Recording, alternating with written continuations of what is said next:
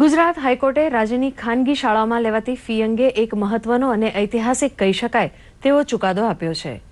જાણો શું હતી સમસ્યા, ગુજરાત હાઈકોર્ટના અવલોકનો અને કેવી રહેશે તેની અસરો। હાઈકોર્ટે ખાનગી શાળામાં અભ્યાસ કરતા બાળકો અને તેમના વાલીઓને મોટી રાહત આપતા શાળાઓમાં ફી નિયમનના રાજ્ય સરકારના કાયદાને બંધારણીય ગણાવ્યો છે।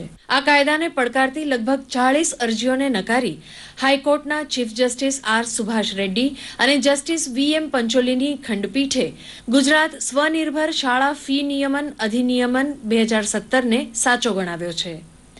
આ એક્ટ એપ્રિલ 2017માં લાગુ પડશે।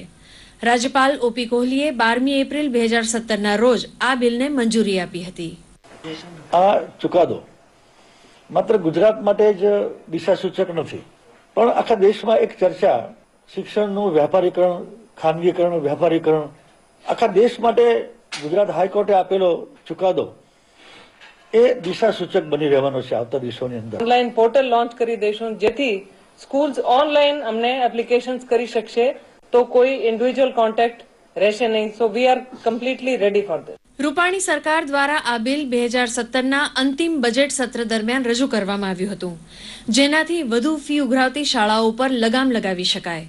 બિલ અનુસંધાને જો ખાનગી શાળાઓ મર્યાદાથી વધુ ફી લેવા માંગે તો તેમને ફી રેગ્યુલેટરી સમિતિ એટલે કે એફઆરસી સમક્ષ આવક અને ખર્ચનો રેશિયો જમા કરાવવો પડશે। જો કે આ કમિટીમાં વાલીઓને સહભાગી ન બનાવવા અંગે વાલીઓમાં થોડો રોષ જોવા મળે છે, પરંતુ ફી રેગ્યુલેશન એક્ટ અંગે તેઓમાં खुशी पण छे। जो वाली वर्ग को अंदर रखना था एफआरसी में, वो हमारा नामदार हाईकोर्ट ने हमारा जो तरफेण है वो नहीं किया हुआ है। इसमें हमारी एक थोड़ी खामी रह चुकी है। इसमें वालियों की तरफेण पर उनमें वाली मंडल नहीं है, वाली का सभ्य नहीं है। આ એક્ટ અંતર્ગત 4 વિભાગ બનાવવામાં આવ્યા છે। આ કમિટી રાજ્યમાં અમદાવાદ, વડોદરા, રાજકોટ અને સુરત એમ 4 વિભાગમાં રહેશે।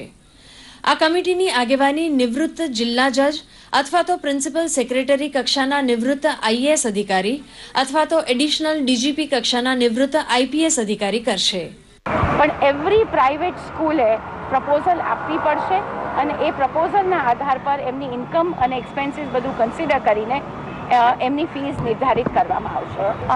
નામદાર કોર્ટે કહ્યું કે જે પણ પ્રપોઝલ આપો તમારી ઇન્કમ અને એક્સપેન્સીસ અને ફ્યુચર એક્સપેન્સીસ પણ કન્સિડર કરાશે, પણ there shall be no profiteering, no excessive fees and no પ્રોફિટિયરિંગ।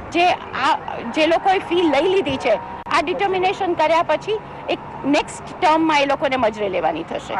મહત્વનું છે કે ફી નિયમન કાયદાનો 3 વાર ભંગ કરનાર શૈક્ષણિક સંસ્થાની માન્યતા રદ કરવામાં આવશે। પ્રથમવાર કાયદો ભંગ કરનારને ₹5 લાખનો દંડ કરવામાં આવશે।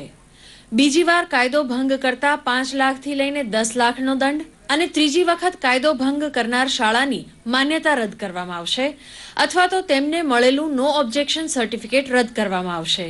આ ઉપરાંત શાળાઓમાં ચાલતા play group, pre primary school, junior કે સિનિયર કેજીમાં પણ આ કાયદો લાગુ પડશે।